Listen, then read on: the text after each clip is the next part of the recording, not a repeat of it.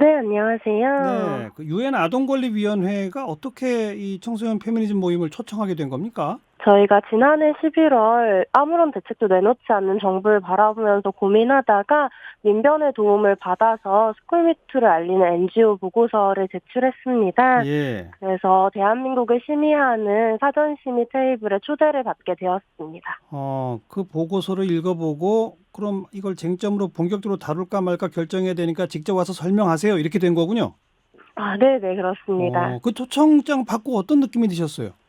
기쁘고 감사한 소식이었지만 동시에 막막하기도 했는데요. 네. 아무래도 회원 대부분이 청소년이기도 하고 여건도 안 마련되어진 상태에서 이런 거 할 수 있을까 예. 고민을 했었습니다. 예. 그럼에도 불구하고 스쿨미투 고발을 많은 사람들에게 다시 알릴 수 있는 계기가 될 것 같아서 예. 초청에 응하게 됐습니다. 여권도 없었다고? 어허허.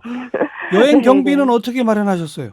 저희도 많이 걱정을 했었는데 다행히도 많은 시민분들이 여행 경비를 마련하기 위한 펀딩 사업들에 함께해 주시고 이 방문을 지지해 주셔서 네. 시민분들의 후원으로 무사히 마련하게 됐습니다. 그래서 누구누구가 가서 어떤 활동을 하셨습니까? 네. 저희 당시 청소년 당사자 그리고 청소년 페미니즘 모임에서 제가 활동가로 참여했고 변호사분 이렇게 세 분과 함께 네. 유엔 아동권리위원회에서 있었던 아동 미팅과 사전 심의에 참석했고 또한 유엔의 아동인권과 여성인권 전문가들과 대화를 나눴습니다. 그분들의 반응이 어떻게 나오던가요?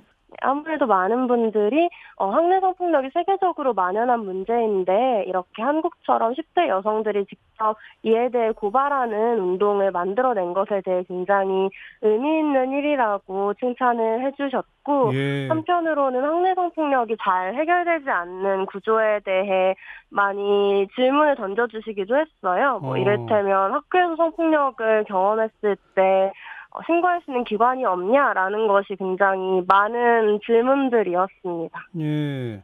그런 신고할 수 있는 기관이 없냐는 질문에는 뭐라고 답변하셨어요? 아무래도 아동보호에 대한 합의가 되어 있는 나라에는 최소한의 기관이나 시스템은 존재하잖아요. 예. 한국에서도 아동복지법에 따라서 학내 성폭력에 대해서 교육기관의 신고 의무가 정해져 있는데 사실 이러한 것들이 제대로 이루어지지 않고 어, 있는 거죠. 어, 이러한 것들은 대한민국 사회가 너무도 성차별적인 문화가 만연해 있어서 네. 차별이나 폭력에 대해 제대로 인지하지 못하는 것도 굉장히 큰 부분이라고 생각을 예, 했고요. 예. 한편으로는 좀 입시 중점 교육 속에서 교사가 너무 막강한 권위를 가지고 이에 대해 저항하기 힘든 것이 또 하나의 이유라고 생각을 했습니다. 네. 그래서 유엔 아동권리위원회가 한국의 특히 10대 여성 청소년에 대한 이 성추행 문제는 아동권리 협약을 제대로 못 지키고 있구나라는 판단을 하게 되면 그럼 뭘 하게 됩니까? 사전 심의가 끝나고 2, 3주 뒤에 쟁점 질의 리스트가 나오는데요. 네. 네, 여기에 만약에 스쿨미투나 아동성폭력 문제가 포함이 되면 저희 대한민국 정부에 이것에 대한 답변을 요청하기도 하고 네. 대한민국 정부가 잘하고 있는지 위원회가 직접 모니터링을 진행하기도 예, 해요. 네, 예. 그래서 이러한 것이 9월에 본심의가 열리는데 예. 본심의에 좀 저 대한민국 정부에 어떤 권고안을 내릴지 결과를 내리는 맥락으로 좀 진행이 어, 될 예정입니다. 앞으로 그러니까 정말 쟁점이 되면 한국 정부한테 뭐 여러 가지를 묻게 되는군요. 그럼 한국 정부는 답해야 할 의무가 있고, 그죠? 네네. 그 답까지 들어보고 제대로 못하면 권고까지 하게 된다. 이거로군요. 네네, 그렇습니다. 네. 그런데 그동안 청소년 페미니즘 모임이 이런저런 스쿨미투 집회도 하고 그랬을 때 교육부나 이런 정부 당국자들이 좀 만나자고 하거나 한 적이 있었습니까? 저희가 이 유엔에 가는 준비를 하면서 교육부와의 간담회들을 몇 차례 진행을 했었고요. 잠깐만요. 그러니까 유엔에 가게 되고 나서 교육부 쪽에서 연락이 온 거예요? 아니면 가시기 전에 교육부 쪽한테 만나자고 한 겁니까? 가기 전에 교육부 쪽에서 연락이 와서 좀 어, 아동권리위원회에 참여하는 단체들이 같이 미팅을 했던 적이 있거든요. 그러니까 제가 지금 여쭤본 핵심은 그동안은 정부가 교육부가 이 스쿨미투 집회 주최하는 청소년 페미니즘 모임과 뭐 만나자거나 하는 연락이 전혀 없었는데 여러분들이 유엔 그렇죠. 아동권리위원회 초청받았다는 사실을 아니까 부랴부랴 만나자 했다 이거죠? 그렇죠. 아무래도 정부에서 고발자들을 만난 게 2018년 10월쯤에는 좀 있었는데 그 이후에는 계속 만나지 않고 있다가 네. 사실은 유엔 방문을 기점으로 교육부 분들과 미팅도 진행하고 하게 네. 됐습니다. 그러니까 여러분들이 가서 활동해가지고 결국은 유엔 아동권리위원회가 우리 정부를 상대로 뭔가를 요구하거나 권고하거나 하게 될 것을 두려워하니까 이제서야 만나자고 한 거 아니에요? 사실은 저희도 그런 부분들이 되게 유엔을 방문한 데 되게 중요한 의미라고 생각을 해요. 예. 말씀하신 대로 대한민국 정부에서 이걸 신경 쓰고 있기 때문에 예. 만나자고 하고 정책에 대해 질의도 받고 이런 것이라고 생각하고 네. 만약에 심의 주제로 선정이 된다면 이 스쿨미투에 대한 대책이 이행되는 매우 중요한 2019년이라는 시기에 대한민국 정부가 더욱 스쿨미투 의제를 제대로 해결하기 위해 노력할 것이다라고 생각을 해서 예. 유엔 방문이 의미가 있다고 생각합니다. 그렇습니다. 내일 청와대 앞에서 스쿨미투 교육부는 응답하라 이런 주제로 대규모 스쿨미투 집회가 예정되어 있다면서요?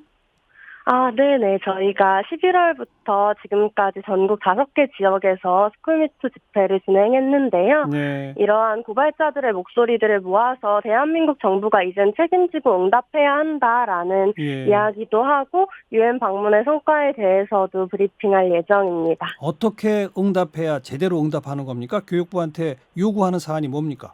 저희가 요구했던 건 4가지 사안인데요. 첫 번째는 학내 성폭력 전수조사입니다. 네. 더 이상 고발자들이 힘겹게 본인의 이야기를 꺼내지 않을 수 있도록 정부가 먼저 전수조사하고 예. 목소리를 듣겠다라고 손을 뻗어야 한다고 생각합니다. 네, 첫 번째 전수조사. 두 번째는 두 번째는 교원에 대한 페미니즘 교육 의무화인데요. 네. 데이트 폭력의 원인이 여성이 데이트 비용을 내지 않아서라는 게 표준안에 버젓이 실려 있다거나 하하. 이런 관점들을 바꿀 수 있도록 알겠습니다. 다양성과 소수자 인권의 관점으로 이 교육을 재편해야 된다라고 생각을 합니다. 교원에 대한 페미니즘 교육 의무화 그리고 그 교육 내용을 좀 개편하라. 세 번째는요. 세 번째로는 사립학교법 개정인데요. 사립학교의 공공성을 확장해야지만이 예. 이 학내 성폭력 고발이 묻히지 않고 이야기될 수 있는 학교가 맞아요. 만들어진다고 생각을 합니다. 이 사립학교 교원들의 징계가 솜방망이 징계가 많죠. 자, 마지막 네 네. 번째는요. 마지막으로는 수사기관에서 적극적으로 수사를 해야 된다라고 생각을 해요. 네. 최근에 용화여고에서 불기소 처분도 있었고 스쿨미투 고발이라는 것 자체가 공적 체계에서 제대로 해결이 되지 못하고 있습니다. 예. 네, 성폭력이 친고죄가 아님에도 불구하고 수사기관에서는 적극적으로 스쿨미투에 대해서 수사를 한다거나 혹은 아동 친화적이거나 피해자의 관점에서 수사를 진행하는 시도들이 너무도 부족한 상황이거든요. 예. 그래서 알겠습니다. 소극적인 수사로 여전히 자신의 피해에 대해서 제대로 해결을 받지 못하고 있는 피해자들을 생각해서라도 예. 수사기관이 먼저 적극적이고 신뢰할 수 있는 수사를 해야 된다고 생각합니다. 네. 우리 10대 청소년들이 내가 이런 피해 당했다 이렇게까지 외치는데도 우리 정부 어른들이 제대로 일을 못하니까 국제사회까지 그렇죠. 호소하신 건데 참 앞으로 정말 응답이 나와야 되겠습니다. 이 말씀 여기까지 들을게요. 고맙습니다. 네, 감사합니다. 청소년 페미니즘 모임의 양지혜 운영위원장이었습니다.